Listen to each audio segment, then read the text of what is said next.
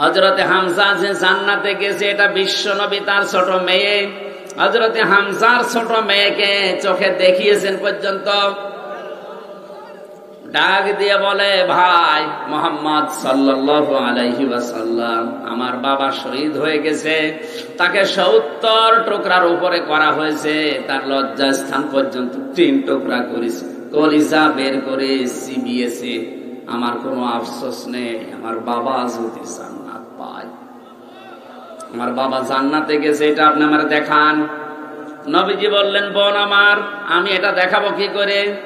হঠাৎ করে ছোট মেয়েটা আকাশের দিকে তাকিয়ে ডাক দিয়ে বলছে, আব্বু আমি এখানে। নবীজি বলেন, বোন কাকে ডাক দাও?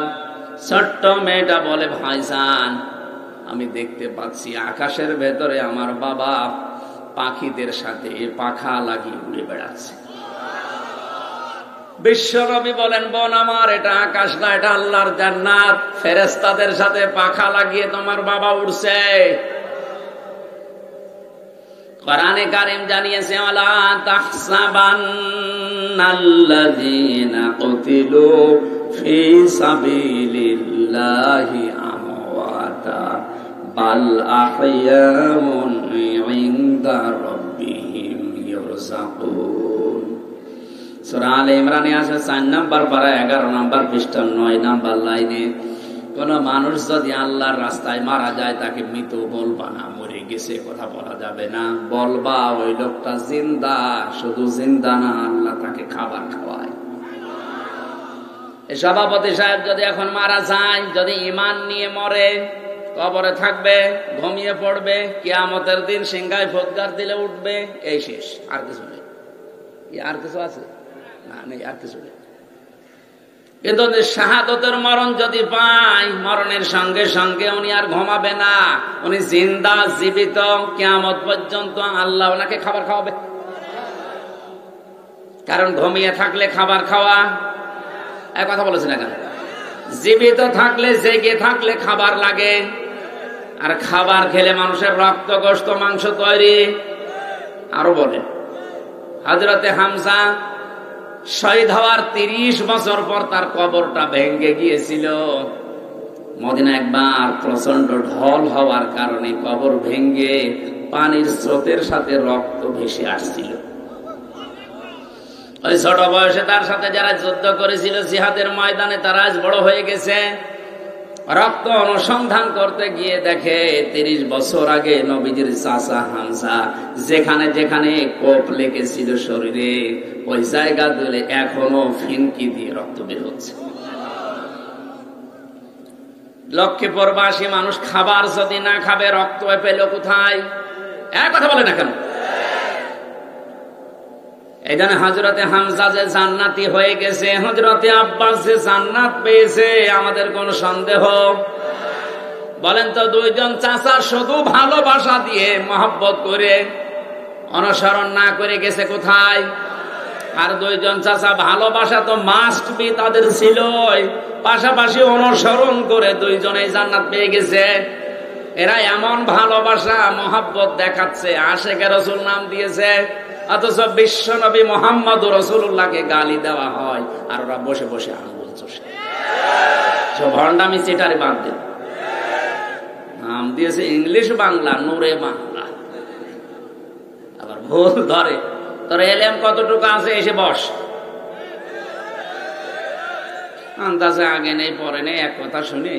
ওখানে যেখানে কথা বলেছিলাম চট্টগ্রামে, ওটা আলেমদের কারখানা। মুফতি হারুন ইজহার তার বাবা আমার সামনে বসা, উল্টা পাল্টা বললে তারা ধরবে না? এতগুলো আলেম বসে আছে, কয়েকশো, তারা কিছু বলে না। কোন জায়গায় কোন বাংলা বাংলা বেরিয়ে এরা ইংরেজিতে উল্টা পাল্টা করবে। আমার মনে হয় সাধারণ মানুষ এখন যারা আছে, এরাও বিশ্বাস করে না, কারণ জানে ও ধান্দাবাজ। কিয়ামতের বিচার ব্যবস্থায় আল্লাহ 2য় নম্বরে কোনো অবিচার, 1ম নাম্বার আল্লাহর বিচারে কোনো অবিচার। ন্যায় বিচার করলে কেউ, কথা বলেন না কেন, কেউ বাঁচবে না। নবীজি পর্যন্ত বলেছিলেন, আল্লাহ তোমার রহমত ছাড়া আমারও জান্নাতে যাওয়া সম্ভব না, আমরা তো অনেক দূরের।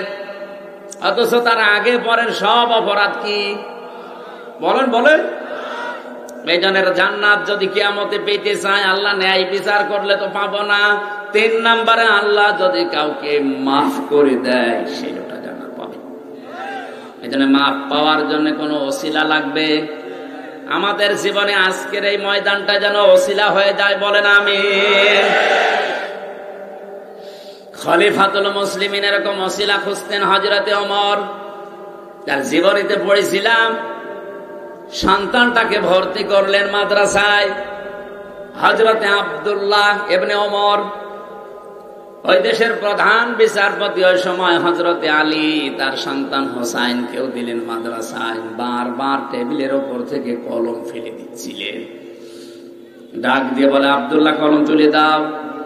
1 বার 2 বার 3 বার কলম তুলে দেওয়ার পরে প্রেসিডেন্টের ছেলে তো রেগে গেছে, বলে আমি কি তোমার খাদেম, চাকর, বারবার কলম তুলতে বলো? হযরত হোসাইন বললে, তুমি শুধু চাকর না, খাদেম না, তুমি তো খাদেমের বাচ্চা খাদেম। প্রেসিডেন্টের ছেলে গেছে রেগে, বাড়িতে গিয়ে বলছে, আব্বা আমি আর যাব না মাদ্রাসায়। কেন? আমারে গালি দিয়েছে, তোমারও গালি দিয়েছে, আমরা নাকি খাদেম। হযরত ওমর বিচক্ষণ ছিলেন, ডাক দিয়ে বলে, সন্তান বিচার তো এখন না, জমার দিন হবে। হাজারো মানুষ সামনে খুতবা দিচ্ছিলেন, ডাক দিয়ে বললেন, হোসাইন এদিকে আসো। তুমি আমার ছেলেটাকে চাকরের বাচ্চা, গোলামের বাচ্চা, খাদেমের বাচ্চা বলে গালি দিয়েছো। বলে, হ্যাঁ। কেন দিলে? হযরত হোসাইন বলে, খলিফা বুকে হাত দিয়ে বলেন তো, আপনি কি আমার নানার খাদেম ছিলেন না? হযরত ওমর কথা বন্ধ হয়ে গেছে, চোখ দিয়ে পানি পড়ছে। তাই তো, আমি তোমার নানার খাদেম ছিলাম। এই কথাটা তুমি লিখে দিতে পারবে? কাগজ নিয়ে আসেন। খেজুরের পাতা নিয়ে গেছে, উনি লিখে দিয়েছে, এই ওমর আমার নানার খাদেম ছিল, আমি দেখেছি। সই করে দিলাম, এতে হোসাইন ইবনে আলী। হযরত ওমর পাতাটা নিয়ে চুমা খেলেন, ডাক দিয়ে বলে, নবীর সাহাবীরা বিচার হয়ে গেছে।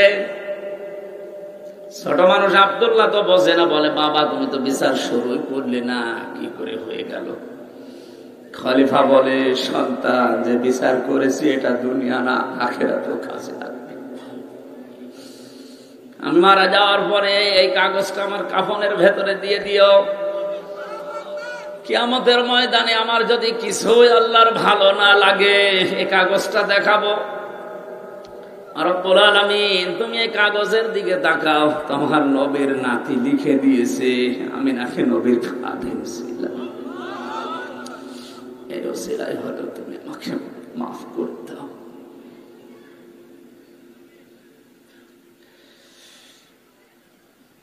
লক্ষ্মীপুরবাসী, কিয়ামতের বিচার ব্যবস্থায় আল্লাহ পাক অবিচার করবেন না, ন্যায় বিচার করলে কেউ বাঁচবেন না, মাফ করলে বাঁচা যাবে। কাবা শরীফ তাওয়াফ করার সময় ষষ্ঠ চক্করে একটা মানুষকে বলতে হয়, আল্লাহুম্মা ইন্না আলাইয়া হুকুকান ফিমা বাইনি ওয়া বাইনিকা। কাবা সামনে নিয়ে মানুষ বলে, রব্বুল আলামিন আমার প্রতি তোমার অনেকগুলো দায়িত্ব ছিল, তুমি সব পালন করেছো। নেই থেকে তুমি আমির হামজা বানিয়েছো। আমার যা দরকার দুনিয়ায় সব প্রয়োজন তুমি মিটিয়েছো, কিন্তু আমি বান্দা, তুমি আমার মালিক হিসাবে আমার কাছে কিছু পাবে, একটা পাওনাও তোমাকে আমি দিতে পারিনি। তুমি আমাকে বানিয়েছিলে, খালাকাতুল জিন্না ওয়াল ইনসা ইল্লা লিয়াবুদুন। জিন আর মানুষ আল্লাহ বানিয়েছেন শুধুমাত্র ইবাদতের জন্য, সেটা আমি আজ পর্যন্ত তোমাকে দিতে পারলাম না। আমার একটা পুঁজি আছে, তুমি আমাকে মাফ করে দাও। এজন্য ফিরে যখন যাওয়াই লাগবে আল্লাহর কাছে, মহান রবের কাছে যাওয়ার আগে বিচার ব্যবস্থা, বিচার দিনের দিকে তাকিয়ে হলেও আমাদেরকে আল্লাহর ভয় দুনিয়ায় অর্জন করা দরকার। কথা বলে না কেন? যে যা করছেন উপরের নির্দেশে করেন আর নিচের নির্দেশে করেন, কিয়ামতের দিন কিন্তু আপনার বোঝা আপনাকে বহন করা লাগবে, কেউ এর দায় নেবে না। এদিকে হিসাব করে তাফসীর মাহফিল দিয়েছে এই বিবেকবোধ জাগ্রত হওয়ার জন্য, যে আমার দায়িত্ব আমাকে নেওয়া লাগবে, কেউ নেবে না। ওয়ালা তাজিরু ওয়াজিরাতুন বিজরা উখরা, কিয়ামতে কেউ কারো দায়িত্ব নেবে না, যার বোঝা তারই বহন করা লাগবে। এই জন্য বোঝাটা এমন ভারী যেন না হয়ে যায় যে আমি বহন করতে পারবো না। সম্মানিতা মা বোনেরা, শেষ কথা আপনাদের জন্য এতটুকুই বলছি, দুনিয়াতে দুইজন মহিলার নাম সবচাইতে বেশি আমরা শুনি। একজন হযরতে খাদিজা, এই একটাই মাত্র মহিলা যাকে আল্লাহ নিজে দুনিয়ায় সালাম দিয়েছে। তার পুরা জীবন পড়ে যেটা পাওয়া যায়, সালাম পাওয়ার জন্য তিনি সবচাইতে বেশি কষ্ট করেছিলেন স্বামীর জন্য। যে ময়দানে উঠতেন পাহাড়ে, পরে 2 কিলোমিটার উঁচা, আমার মতো আমির হামজা 55 মিনিট লেগেছে, তাও 3 জায়গায় বসেছিলাম। অথচ এখন সিঁড়ি করা আছে, ওই সময় সিঁড়িও ছিল না, লতা পাতা পাহাড় পাথর ধরে ধরে উঠে বিশ্বনবী তার স্বামী এই কারণে 2 বেলা খাবার পৌঁছিয়ে দিত এই 40 বছরের উপর মহিলা। স্বামী ভক্তি করার কারণে দুনিয়াতে তার পুরস্কার, আল্লাহ নিজে তাকে সালাম দিয়েছে। পৃথিবীতে একজনই, সুবহানাল্লাহ বলতে পারেন না? এই জন্য স্বামীর বাড়িতে এসে যারা কষ্টে আছেন, স্বামীর জন্য যদি কষ্ট করেন, আপনাকে আল্লাহ এরকম মর্যাদা দিতে পারেন। 2 নম্বর, একজন মহিলার জন্য আল্লাহ জান্নাতে ঘর বানিয়েছিলেন। এ মহিলা স্বামীর দ্বারা এত অত্যাচারিত, এত জুলুমের শিকার হয়েছে, পৃথিবীর ইতিহাসে এরকম ভয়ঙ্কর স্বামী আর কারো কপালে নেই। হযরতে আসিয়া, স্বামীর নাম ফেরাউন, এত বড় ভয়ঙ্কর স্বামী দুনিয়ায় কারো আছে? নিজের স্ত্রীর হাতের ভেতরে প্রেক লাগিয়েছে, পায়ের ভেতরে প্রেক লাগিয়েছে, কপালে শলাকা দিয়েছে, মাথার উপরে গরম তেল ঢেলে দিচ্ছে। ফেরেশতা জিবরাইলকে আল্লাহ বললেন, যাও জান্নাতটা তুলে ধরো ওর সামনে। হযরতে আসিয়া জান্নাত দেখার পরে তিনি স্বামীর জন্য যদি বরদোয়া করতেন কবুল হয়ে যেত, কারণ মজলুমের দোয়া আল্লাহ ফেরত। হযরতে আসিয়া ওই দিন বলেছিলেন, ইদ ক্বালাত রাব্বি বিনিলি ইনদাকা বাইতান ফিল জান্নাতি ওয়া নাজ্জিনি মিন ফিরআউনা ওয়া আমালিহি ওয়া নাজ্জিনি মিনাল কওমিস যালিমিন। রব্বুল আলামিন, তুমি জান্নাত পাঠিয়েছো, শুধু জান্নাত আমি চাই না, ওই জান্নাতে একটা ঘর আমার জন্য বানাও, যেখানে বসে সব সময় তোমার দেখা যায়। শুধু এতটুকুই তিনি শেষ করেননি, এবার মূল কথা শোনেন। হযরতে আসিয়া ডাক দিয়ে বলেছে, রব্বুল আলামিন, আমার স্বামীর উপরে আর আমার স্বামী যাদেরকে দিয়ে আমার উপর অত্যাচার করছে, আমার এই দৃশ্য দেখে তুমি তাদেরকে ধ্বংস করে দিও না, আমার স্বামীর উপরে তুমি গজব নাযিল করো না, তুমি দয়া করে আমাকে বাঁচাও। অনাজ্জিনি মিন ফিরআউনা, একালিফ টান আছে। ওই সময় তিনি কি তার স্বামীর জন্য বরদোয়া করে গজব চাইতে পারতেন না? তিনি বলেছিলেন, আল্লাহ তুমি রাগ করো না, আমার স্বামীর এই অত্যাচার থেকে তুমি আমাকে বাঁচাও, কিন্তু তার উপরে তুমি গজব দিও না। এত বড় কঠিন যন্ত্রণার মুহূর্তেও বরদোয়া দেয় না স্বামীর জন্য। আর এখন হাজারো স্ত্রী একটা সাবান কম হলে ফোটা দেয়, এরকম বউ দেশে নেই। আপনি মানুষ, ফেরাউনের মতো জানোয়ার মার্কা স্বামী যদি আপনার কপালে জুটতো টের পেতেন। এত বড় আল্লাহর ওলি মিলেছে, তারপর আপনি শুকরিয়া আদায় করেন না। আস্তাগফিরুহু ওয়া নাস্তাগফিরুহু ওয়া নু'মিনু বিহি ওয়া নাতাওয়াক্কালু আলাইহি ওয়া নাউযু বিল্লাহি মিন শুরুরি আনফুসিনা ওয়া মিন সাইয়্যাতি আ'মালিনা। মান ইয়াহদিহিল্লাহু ফালা মুদিল্লা লাহু ওয়া মান ইউদ্লিল ফালা হাদিয়া লাহু। ونشهد أن لا إله إلا الله وحده لا شريك له وأشهد أن محمدا عبده ورسوله الذي أرسله بالحق بشيرا ونذيرا وداعيا إلى الله بإذنه وسراجا منيرا فقد قال الله تعالى في كلامه المجيد وبرهانه التوحيد أعوذ بالله من الشيطان الرجيم بسم الله الرحمن الرحيم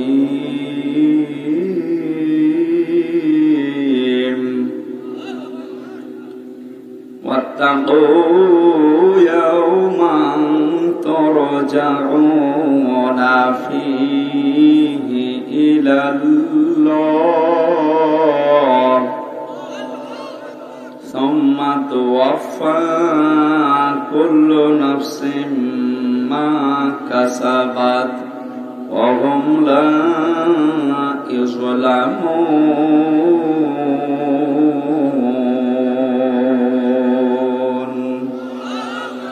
صدقت يا ربنا اللهم صل على سيدنا مولانا محمد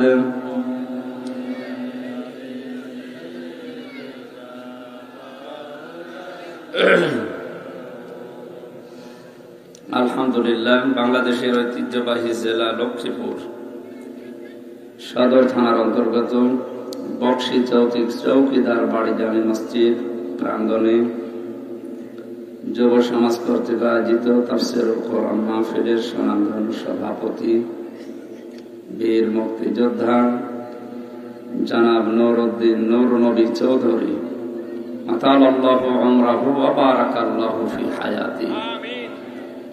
মাহফিলের প্রধান অতিথি মাননীয় জাতীয় সংসদ সদস্য লক্ষ্মীপুর ২ বিশিষ্ট আইনজীবী অ্যাডভোকেট নুরউদ্দিন চৌধুরী নয়ন। এতক্ষণ যারা আলোচনা রাখলেন মাওলানা সালাউদ্দিন চাঁদপুরী, ডক্টর মাওলানা হাবিবুর রহমান, মাওলানা হুসাইন আহমেদ মাহফুজ, মাওলানা আব্দুল করিম ভুইয়া, ওয়ারাফা'না লাকা যিকরাক। আলেমদের মর্যাদা আল্লাহ যেন আরো বাড়িয়ে দেন, তাদের কথাগুলো আমল করার তৌফিক দান করেন। মঞ্চে বসা সম্মানিত ব্যক্তিবর্গ, সামনে বসা মুসলমান ভাইরা, পর্দার আড়ালের সম্মানিতা মা এবং বোনেরা, প্রশাসনের ভাইরা, প্রাণপ্রিয় লক্ষ্মীপুরবাসী, দল মত নির্বিশেষে বারানের অনুষ্ঠানে আমরা ইবাদত মনে করে এসেছি। খুশি হয়ে বলছে আলহামদুলিল্লাহ। মাজলিস ফিকহিন খায়রুম মিন ইবাদাতি 60 সানা। দিনের কোন জ্ঞান অর্জন করার জন্য যদি 1টা ঘন্টা কেউ ব্যয় করে, নবীজি বলেন দাড়িপাল্লার এক প্রান্তে যদি কেউ তুলে দেয় 60 বছর নফল ইবাদত করে আর এক প্রান্তে তুলে দিলে দিনের খাতিরে কোরআনের ইজ্জতে এই 1টা ঘন্টার মূল্য আল্লাহর কাছে বেশি হয়ে যাবে। এরকম একটা অনুষ্ঠানে এসেছে, এই চলাফেরা কথাবার্তারা সব বন্ধ করেন। আমরা মাত্র 1 ঘন্টা সময় পাবো। তেলাওয়াতকৃত আয়াত থেকে কিছু কথা তাফসীর আকারে বলার চেষ্টা করব ইনশাআল্লাহ। মান ক্বালা বিহি সাদাকা, যারা কোরআন দিয়ে কথা বলে দুনিয়ায় তারা সত্য কথা বলে। এই হাদিস অনুযায়ী যেটা বাস্তব, কোরআনের বাইরে যত কথা আছে, যত শিক্ষা আছে সব মিথ্যা। কারণ ওমান আসদাকু মিনাল্লাহি কিলা, আল্লাহর চাইতে সত্য কথা কেউ বলে না। কথা বুঝতেছে? ফেরেশতা জিবরাইল নবীজিকে 3 বার বুকে চাপ দিয়েছিলেন যেদিন নবুয়ত দান করবেন ওই দিন, কিন্তু একবারও তিনি পড়েননি। বলেছিলেন মা আনা বিকারি, আমি পড়তে জানি না। হযরতে জিবরাইল যখন বললেন ইকরা বিইসমি রাব্বিকাল্লাযী খালাক, হে নবী আপনার রবের নামে পড়েন। বিশ্বনবী এবার পড়া আরম্ভ শুরু করেননি, তিনি প্রশ্নও করেছিলেন জিবরাইল এই কথাটা আগে বললে না কেন? আমি তো এই কথা জানার জন্য ছিলাম যে পড়বো কার নামে। আমি তো যার তার নামে পড়তে পারি না, আমার আল্লাহর নাম যখন বললে তখন আমি পড়া আরম্ভ করেছি।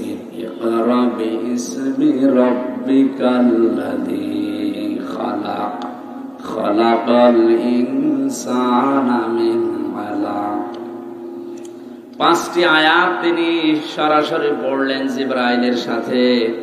এখান থেকে প্রমাণ করতে চেয়েছেন যার তার নামে দুনিয়ায় মুসলমান পড়তে পারে না, যদি পড়তে হয় আল্লাহর নামে পড়া লাগবে।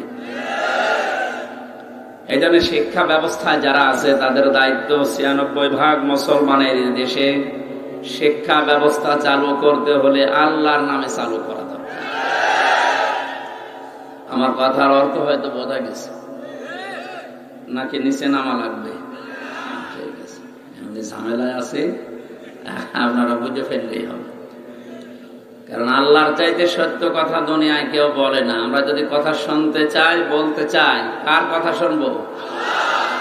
আমান আমিলা বিহি উজিরা, যারা কোরআন দিয়ে আমল করবে, নবীজি বলেন আল্লাহ নিজে তাদের পুরস্কার দান করবে। হাদিসের এই অংশ দিয়েও প্রমাণ হয়, দুনিয়াতে কেউ যদি হাদিস দেখে, কোন ফাজাইল দেখে আমল করে, পাবে না সওয়াব, তা না, পুরস্কারও পাবে। কিয়ামতে হয়তো নবীরা, রাসূলরা, ফেরেশতারা দেবে। কিন্তু কোরআনে কারিমে আল্লাহ 500 আমল দিয়েছেন। কত? শরীয়তের বিধান যে 500টা, এই 500 আমল দুনিয়ায় কেউ যদি করে, কিয়ামতে আল্লাহ তাকে নিজে পুরস্কার দেবে। আমরা ওইরকম একটা আয়াত আজকে পড়েছি, আল্লাহ রাব্বুল আলামিন কোরআনের আমল করার মাধ্যমে তার হাত থেকে পুরস্কার নেওয়ার তৌফিক যেন দান করেন, বলেন আমিন। এখানে ঝামেলা সমস্যা, কেউ নড়াচড়া করবেন না, বসে থাকেন।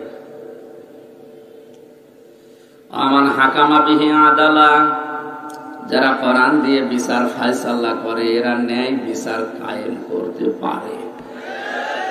হাদিসের এই অংশের দ্বারাও জানা যায় কোরআনের বিচার ব্যবস্থা যেখানে নেই সেখানে ন্যায় বিচারের পরিবর্তে অবিচার বেশি।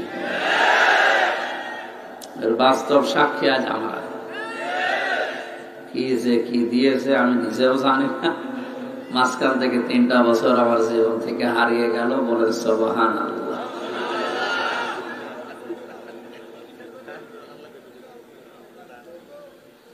আমান দাআ ইলাইহি হাদা, নবীজি বলেন কেউ যদি হেদায়েতের উপরে থাকতে চায়, অবশ্যই তার জীবনের মেইন টার্গেট হবে সে যেন কোরআন দিয়ে মানুষকে ডাকে। হাদা এক আলিফ টান আছে, এখানে আলেম নেই। আপনি যদি বলেন আমার জুব্বা বড় আছে, পাগড়ি বড় আছে, আমি যাই নামাজ বিছিয়ে নামাজ পড়ি, দস্তরখানা বিছিয়ে খাবার খাই, আমি হেদায়েতের উপরে আছি না। হেদায়েতের উপরে কেউ যদি টিকে থাকতে চায়, যেটা প্রতিদিন মানুষ আল্লাহর কাছে প্রার্থনা করছে, ইহদিনাস সিরাতাল মুস্তাকিম, এই দোয়া যদি কেউ কবুল করাতে চায়, তারে সারা জীবন মানুষকে ডাকা লাগবে কোরআন দিয়ে। এই জন্য তো জীবনের উপরে রিস্ক নিয়ে হলো আমরা কোরআন দিয়ে ডাকি, কারণ আমাকে হেদায়েতের উপরে থাকা লাগবে।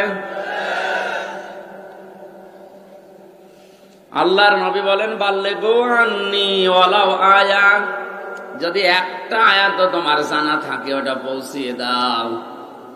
আল্লাহর নবী শুধু একজনকে এটা বলেননি, বাল্লিগ না দিয়ে বাল্লিগু বহু বচন দিয়েছেন। এর ভেতরে দুনিয়ায় যত উম্মত আছে সবাই শামিল, খালি লক্ষ্মীপুর বাদ দিয়ে। এখন আমার হয়তো আয়াত একটু বেশি জানা আছে, আপনার কম জানা আছে। যে যতটুকু জানে, যদি কুল হুয়াল্লাহু আহাদ, আল্লাহর একাত্মবাদে এতটুকু জানে, তাহলে এইটাই তার পৌঁছিয়ে দেওয়া ফরজ। এই দায়িত্ব পালন করতে গিয়ে আমি যদি হুমকির ভেতরে থাকি, আমি যদি টেনশনে থাকি, তাহলে আপনাকেও তো এরকম কিছু করা দরকার। আপনি বলেন না এটা আপনার কাজ, আমরা আছি লা ইলাহা ইল্লাল্লাহ, কাউকে কিছু বলবো না, তাহলে বাল্লে গো আন্নিওয়ালা আয়া হবে, আপনি ধরা খাবে। বিদায় হজের ভাষণের দিন নবীজি শেষ কথা বলেছিলেন, আমি কি তোমাদের কাছে পৌঁছিয়ে দিতে পেরেছি? জানিয়ে এসেছিলাম আল্লাহর কাছে। এক বাক্যে 1,14,000 সামনে যারা ছিল সবাই জবাব দিয়েছে, আপনি শুধু পৌঁছিয়ে দেননি, হাতে কলমে দেখিয়েছেন। এই জন্য হেদায়েতের উপরে ওই লোকটা আছে হাদিস অনুযায়ী যে মানুষকে কোরআন দিয়ে ডাকে। আজ বাংলা সহ বিশ্বের বহু জায়গায় কোরআন দিয়ে আর মানুষকে ডাকা হয় না, ডাকা হচ্ছে বিভিন্ন জিনিস দিয়ে। আমি নাম নাই নিলাম, কি কায়দায় ডাক দেয়। ফাকাদ হুদিয়া ইলা সিরাতিন মুস্তাকিম। নবীজি বলেন, কেউ যদি কোরআনের ডাকে বুঝে শুনে সাড়া দিতে পারে, মহান আল্লাহ তাকে হেদায়েতের রাস্তা নসিব করে দেবে। লক্ষ্মীপুরবাসী আজকে সিদ্ধান্ত নেওয়া লাগবে, যদি আমি হেদায়েতের রাস্তা পেতে চাই, কোরআনের ডাকে আমারে সাড়া দেওয়াই লাগবে। তাফসীর মাহফিল লিখেছেন ঠিক, এই এলাকা সহ বাংলাদেশের বিভিন্ন জেলায় এখন তাফসীর হচ্ছে প্রায় 5 প্রকার। সরকারি তাফসীর হয়, বেসরকারি তাফসীর হয়, খানকার তাফসীর হয়। আজকে রাতে আমার আছে কোন দরবারে যেন, ওখানে তাফসীর হবে খানকার তাফসীর। 4 নম্বরে হয় নাটকীয় তাফসীর, যেটা কুমিল্লা ব্রাহ্মণবাড়িয়া এলাকায় চলে। এলাকায় মহাসব নেই, আয়াত পড়ছে ঠিক, এসে এমন এমন কথা বলছে যেটা আয়াতের সাথে একটারও মিল নেই। কানে হাত দিয়ে পড়ছে, কুল হুয়াল্লাহু আহাদ। হে নবী, আপনি বলেন আল্লাহ এক। এ নবী কোন নবী? ফাতেমার বাবা। ফাতেমা কে? হোসাইনের মা। এতক্ষণ যিনি ওয়াজ করছিলেন, হোসাইনকে তিনি কারবালা শহীদ হয়েছিলেন।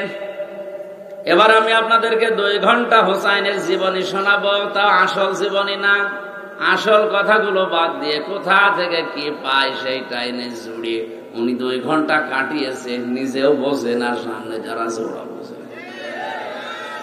এই নাটকীয় তাফসীর দেশে হচ্ছে, কথা বলেন না কেন?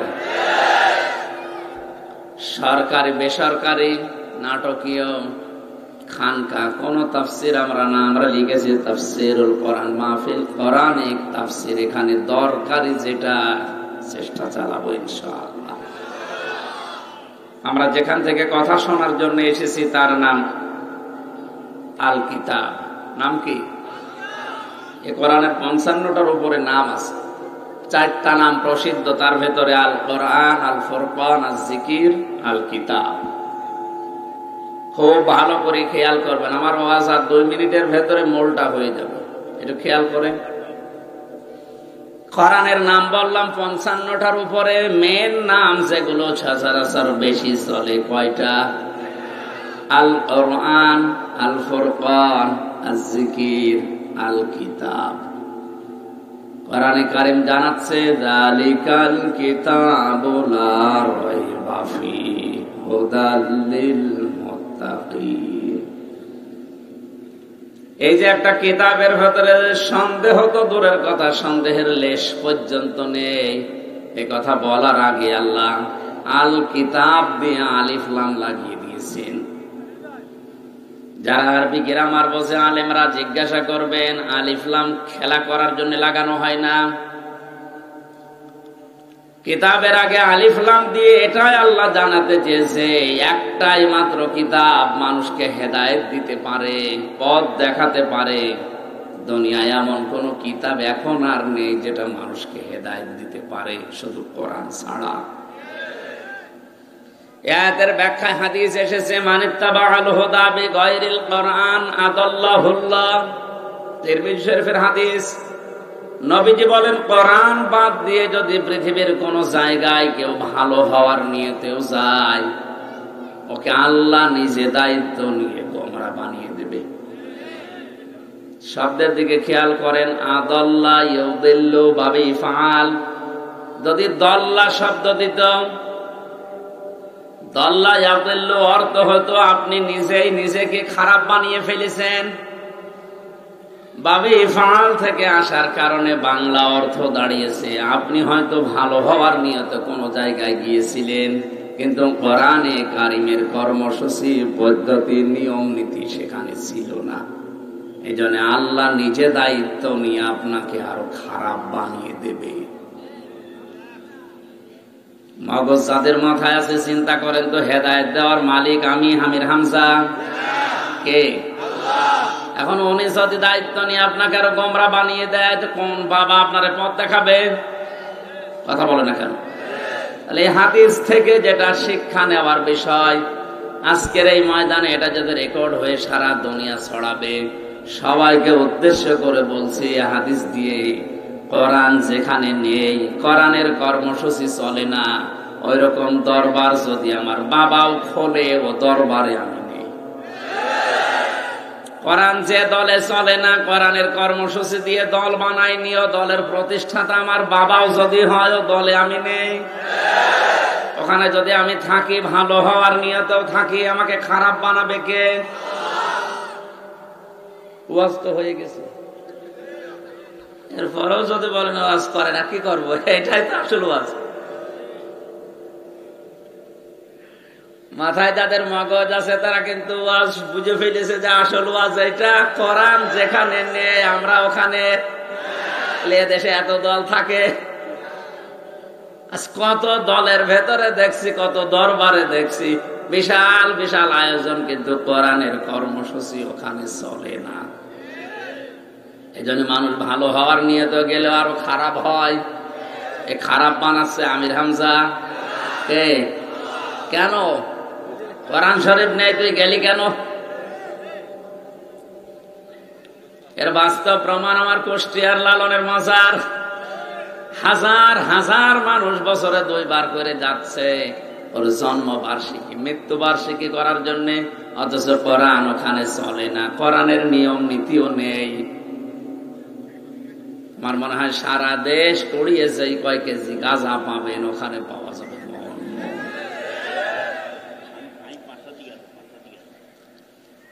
এখন বলেন তো, আপনার মাথায় যদি মগজ থাকে বুদ্ধি করে, ওখানে যারা যাচ্ছে খারাপ নিয়তে যায় না। ওই সে কুড়িগ্রাম, নীলফামারী, পঞ্চগড় থেকে বউ, ছেলে মেয়ে, বেটার বউ সব সাথে করে নিয়ে চলে আসছে। টাকা পয়সা তো ওদের বেশি নেই, জন্য ছাদের মাথায় উঠে চলে আসে। জিজ্ঞাসা করবেন কোথায় যাচ্ছেন, বলে আল্লাহর ওলির দরবারে। বাস্তব তার বাড়ির পাশেই তো আমার বাড়ি, দেখেছি কত মানুষ ভালো হওয়ার নিতে এসে কোরআনে কারিম যেহেতু নেই, এই জন্য ভালো হওয়ার পরিবর্তে আরো খারাপ হয়। আগে গাঁজা কি বুঝতো না, এখন গাঁজা খাওয়া ধরেছে। আর ফরিদপুরের একটা জায়গা আছে, ওখানেও কোরআনে কারিম চলে না, কোরআনের নিয়ম নীতি নেই, ওর বাবা যা বলে ওইটা চলে। এই জন্য ওখানে গিয়েও মানুষ আরো খারাপ হয়। আগে বিড়ি খেত না, এখন বিড়ি খায়। আগে দাড়ি কাটতো না, এখন দাড়ি কাটে। ওকে ভালো হয়েছে না খারাপ হয়েছে? এই জন্য তো হাদিস আদাল্লাহুল্লাহ দেওয়া, যে যেখানে বসে দাঁড়িয়ে শুয়ে যেভাবে শুনছেন, একটু চিন্তা ভাবনা করে শুনেন। আজকের এই দিন থেকে, এই ময়দান থেকে সিদ্ধান্ত নিয়ে যাবেন, কোরআন যেখানে নেই ওখানে গেলে কিন্তু আমি আরো গোমরা হব। যান, এবার কোথায় যাবেন যান, আরো আসনার দরকার নেই। হেদায়েত দেওয়ার একচ্ছত্র মালিকানা আল্লাহর। ওই আল্লাহ সে কিতাব পাঠিয়েছেন কোরআনে কারীম।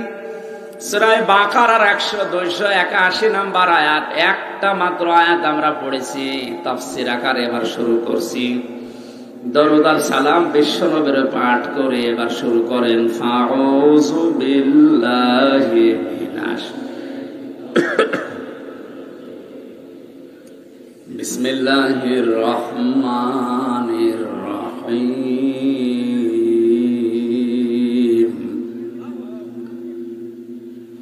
ওয়াত্তাকু ইয়াওমান তুরজাউনা ফীহি ইলাল্লাহ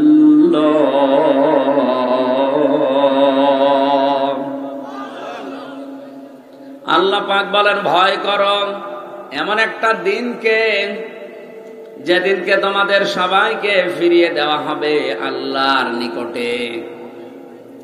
আমাদেরকে ভয় করার জন্য নির্দেশ দিচ্ছে কি? এখানে কিন্তু ভয়ের আর একটা শব্দ আছে, খৌফ। এই খৌফ শব্দ আল্লাহ দেননি, নাজির শব্দ আল্লাহ দেননি। তাকওয়া শব্দটা দেওয়ার কারণ হচ্ছে, নাজির বা খৌফ মানে কোনো কিছু বাঘ দেখে, শিয়াল দেখে, পুলিশ দেখেও মানুষ ভয় করে না? করে না? এটার আরবি নাম খৌফ। আর তাকওয়া হচ্ছে আল্লাহর নিষিদ্ধ কাজগুলো তার ভয়ে ঘৃণা করে ছেড়ে দেওয়ার নাম তাকওয়া। এখানে তাকওয়া আছে না খৌফ আছে? বলেন বলেন। আল্লাহ বলেন তাকওয়া অর্জন করো, ভয় অর্জন করো। এই ভয়টা যদি দুনিয়ায় কেউ করতে পারে, মহান আল্লাহ বলেন এই মানুষের জন্য আমি 9টা উপকার শুধু দুনিয়ায় করব। কেউ যদি সত্যি তাকওয়া অর্জন করতে পারে, পৃথিবীতেও যদি বিপদে পড়ে যায়, এমন জায়গা থেকেও বিপদ মুক্ত হবে। ও লোকটা নিজেও জানে না যে এই জায়গা থেকে এটা আসার কথা। তাকওয়ার যতগুলো ব্যাখ্যা আছে, এটাই সবচেয়ে সুন্দর লাগে আমার কাছে। নিষিদ্ধ কাজগুলো শুধু ছেড়ে দেবেন না, ঘৃণা করে পায়খানার মতো দেখে ছেড়ে দেওয়ার নাম হচ্ছে তাকওয়া। এখানে যাদের মোবাইলে অর্ধ উলঙ্গ উলঙ্গ নাচ আছে, উল্টা পাল্টা ছবি আছে, যদি আল্লাহকে আমরা ভয় করি, তাকওয়া অর্জন করতে চাই, এই মুহূর্তে ডিলিট করা লাগবে। শুধু এমনি না, ঘৃণা করে। কারা করবেন হাত তোলেন তো। এই এলাকায় 2 নম্বরে আছে, থাক। আপনি মোবাইলের উল্টো পাল্টা জিনিস রাখেন, ডিলিট করে দিন ভাই। করেন, এখনই করে দেন। 10-15 সেকেন্ড সময় দিলাম, করে দেন। ওয়াজ তো এখন থেকে যদি মানা শুরু না হয়, আপনি এখান থেকে চলে গেলে আপনি তো সব ভুলে যাবেন। নেন, করে দেন।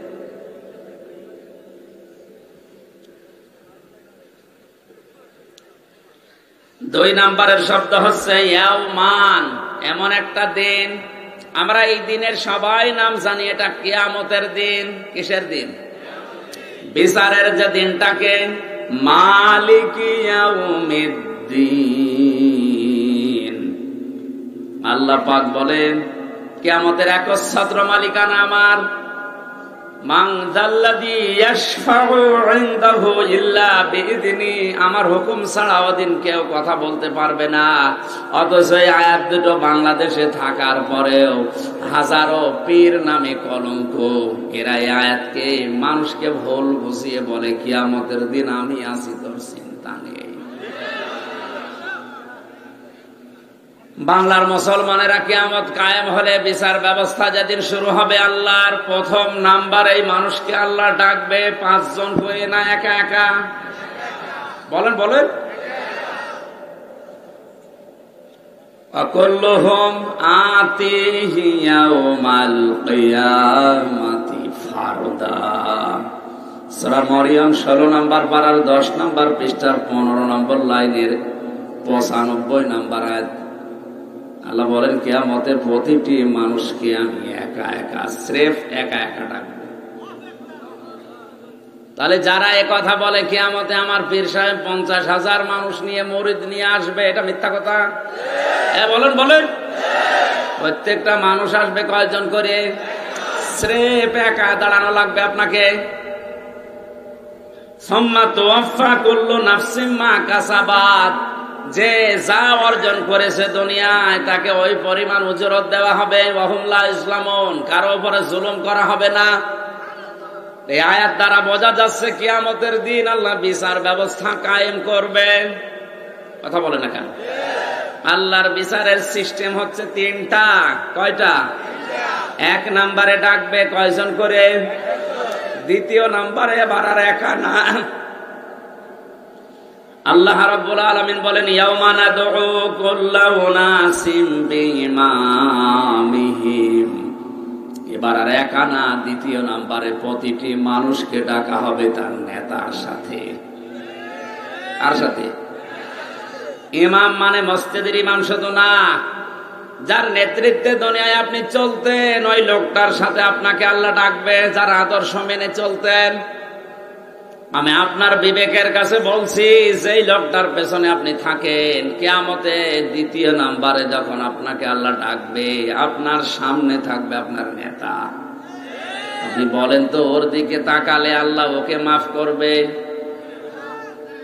এমনও নেতা পাওয়া যাচ্ছে রাত 10টার পরে যার মা পা ঠিক মতো মাটিতে পড়ে না, তাল গাছে, খেজুর গাছে, নারিকেল গাছে ধাক্কা দিয়ে বলে, বড় ভাই সাইড দিয়ে আর কতক্ষণ দাঁড়াবো?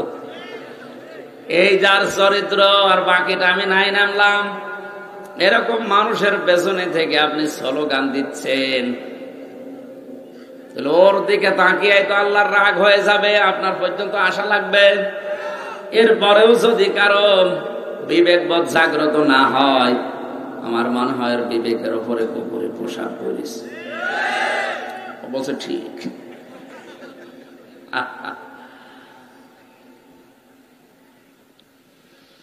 কিয়ামতের ময়দানে তৃতীয় অবস্থা, এবার আর নেতা সহ না, এবার সবাইকে আল্লাহ একসাথে ডাকবেন, সবাই কিয়ামতে হাজির হবে।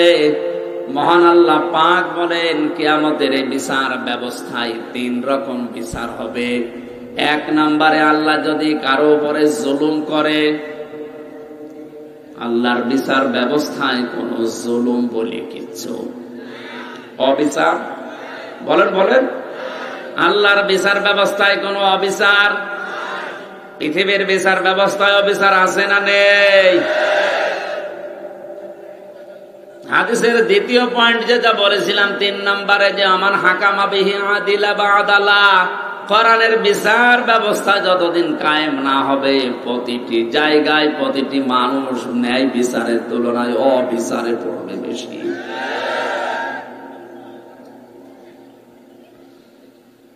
কারাগারে 3 বছর থাকার পরে আমার যতটুকু বাস্তবতা দেখেছি, আমার মনে হয় ওখানে 100 জনের 70 জন প্রায় জানেই না যে কেন জেল খাটছে, আন্দাজে জেল পড়ে আছে। তার ভেতরে আমিও একজন, কারণ যে মামলা দিয়েছে মামলা তো আমি জানি না, আন্দাজে পড়ে আছি তো পড়িয়ে আছি 3 বছর। তাহলে প্রথম নম্বরে আল্লাহর বিচারে কোনো অবিচার। দ্বিতীয় নম্বরে আল্লাহ যদি ন্যায় বিচার করে কেউ বাঁচবে না। এই কথাটা কেমন হয়ে গেল না? যে আল্লাহ ন্যায় বিচার করলে কেউ বাঁচবে না মানে? দ্বিতীয় পয়েন্ট, একটা হাদিস পেয়েছি আমি, বিশ্ব নবী বলেন, বনি ইসরাইলের এক লোক 1000 বছর হায়াত পেয়েছিল। রাতের বেলা তাহাজ্জুদে কাটাতো, দিনের বেলা রোজা রাখা অবস্থায় জিহাদের ময়দানে যেত। স্বপ্ন দেখছে একবার যে এটা ইবাদত করলাম, কিয়ামত কায়েম হয়ে গেছে। আল্লাহ পাক তার জীবনের দিকে তাকিয়ে বলছে, বান্দা যা, তুই জান্নাতে চলে যা। লোকটার ভেতরে একটু কেমন যেন ভাব, যে কি এত কিছু করলাম, আমারে বাহাবা, ধন্যবাদ, স্বাগতম কিছুই না দিয়ে বলছে যা, জান্নাতে চলে যা। একটা কথা হলো, মনের কথা বলছেন কে? আল্লাহ পাক ফেরেশতাকে বললেন, এর জাহান্নাম পাশ দিয়ে একটু ঘোরাও, যেখানে সবচাইতে বেশি গরম ওর পাশ দিয়ে নিয়ে যাচ্ছে। পিপাসায় কলিজা যাচ্ছে ফেটে, ডাক দিয়ে বলে, ভাই ফেরেশতারা আমার 1 গ্লাস পানির ব্যবস্থা করে। ফেরেশতা বলে, এটা দুনিয়া না, এটা বাংলা জায়গা না, এটা কিয়ামত কায়েম হয়ে গেছে। যদি পানি পেতে চাও দিতে পারি, 1000 বছরের ভেতরে 500 বছরের ইবাদত আমাদের দেওয়া লাগবে। আমার জীবন বাঁচে না, ইবাদত করবো কি? দিয়ে দিলাম। 1 গ্লাস পানি খাওয়ার পরে প্রসাবের চাপ দিয়েছে, বলে ভাই একটু ব্যবস্থা করেন। বলে না, যেখানে সেখানে বসা যাবে না। ব্যবস্থা করে দিতে পারি, বাকি 500 বছরের ইবাদত দেওয়া লাগবে। দিয়ে দিলাম, আগে ব্যবস্থা করেন। প্রসাব শেষ হওয়ার পরে আল্লাহ ডাক দিয়েছে, বান্দা 1 গ্লাস পানি ভেতরে ঢোকালে আর 1 গ্লাস বের করে দিলে। এইটার জন্য 1000 বছরের ইবাদত সব দিয়ে দিলে, একটা 1000 বছর দুনিয়ায় হায়াতে কত গ্লাস পানি পান করেছে, প্রত্যেক গ্লাসের বদলে এরকম ইবাদত দাও, তারপরে জান্নাতে যাও। লোকটা সেজদায় পড়ে বলে, রব্বুল আলামিন আমি বুঝতে পারিনি, আমার ভুল হয়ে গেছে, নিজে ইবাদত দিয়ে কেউ জান্নাতে যেতে পারবে না। বিশ্বনবী বলেন, আমি পর্যন্ত ইবাদত করে জান্নাতে যেতে পারবো না যদি আল্লাহর রহমত না করে।